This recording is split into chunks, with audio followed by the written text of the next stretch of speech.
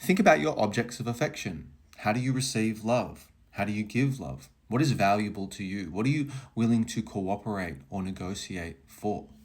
This has a lot to do with your personal means of exchange and what you personally find tasteful. How do you seek happiness in yourself? And how do you help generate happiness in others? We are very much social animals, and there is an urge to cooperate and harmonize with our environments. When we consider the placement of Venus, it's very important. Ultimately, it wants peace, but what is the price of peace for you individually?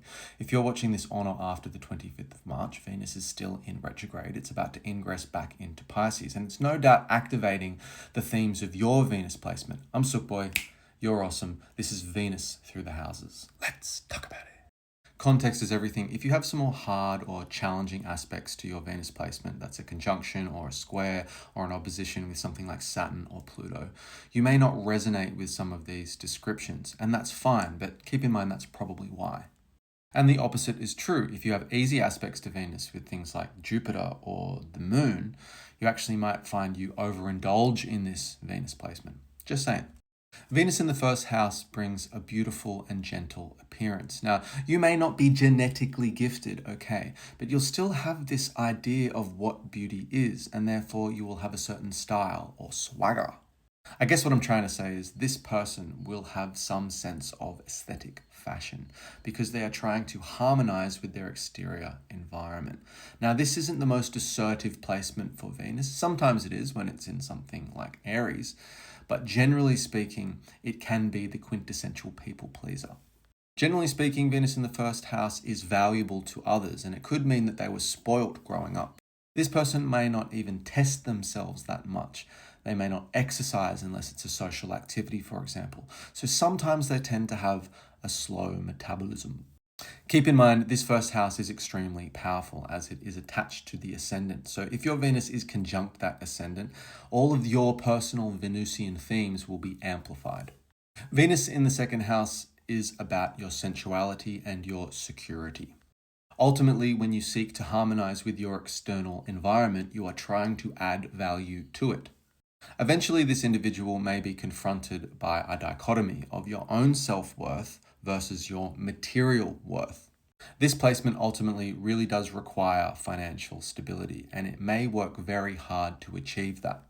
But if we throw a spanner in the works and we say that Venus also is conjunct with Saturn, that may actually mean that you get loans out to achieve this luxurious lifestyle. If Uranus is in there, you might actually be very impulsive with your spending.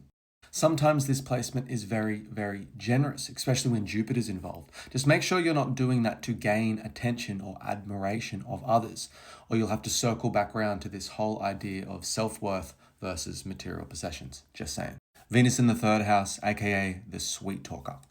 This is someone that has a gift or admiration or love for creative writing, for language in general, literature, learning.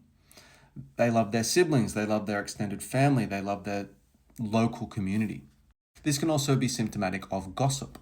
There is a curiosity associated with this placement, and connection is very much key. They're curious about people that they are immediately surrounded with in their local community. Again, they will really have good relationships with their siblings and their extended family, etc., etc. Unless, of course, we have Saturn or Pluto involved, just saying. At scale, this is a sophisticated version of communication. They can listen, they can talk. They are often very sympathetic people. They take great pleasure in intellectually or mentally stimulating conversations. Venus in the fourth house is the domestic romantic, and you will often find them decorating their homes.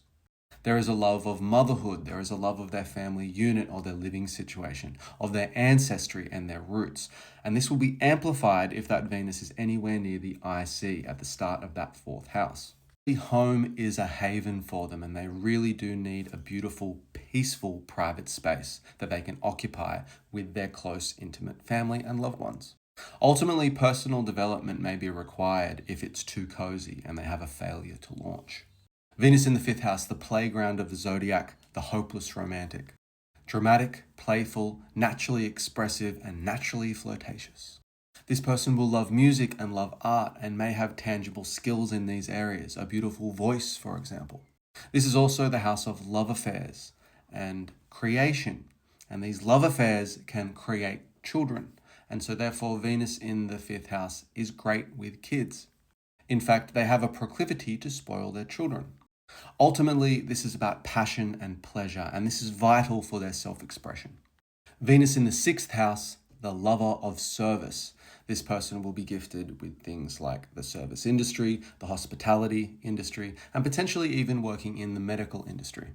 The 6th house is all about our daily routines, our acts of service, and our relationship to our health. So generally speaking, unless Saturn and Pluto is involved, like I said, they will generally have a pretty charming demeanor with their work colleagues, and friendships or love affairs could actually start in that place of work. Mutual respect and confidence can be found with your work colleagues if both people are exerting some effort, and considering others is very key here. Now, this is the house of daily routines also, and sometimes when exercising isn't a social activity, they can have a slower metabolism. In fact, if they're not obsessed with wellness and alternative medicine, they may actually have some kind of indulgence to sugar and unhealthy diet. After all, Venus can indulge on a daily basis as much as it can exercise and take care of itself on a daily basis when it's in the 6th house. I'm trying to keep this short and sweet, so I'm going to do the next 6 houses in my next video. Hope that helps. Okay, bye.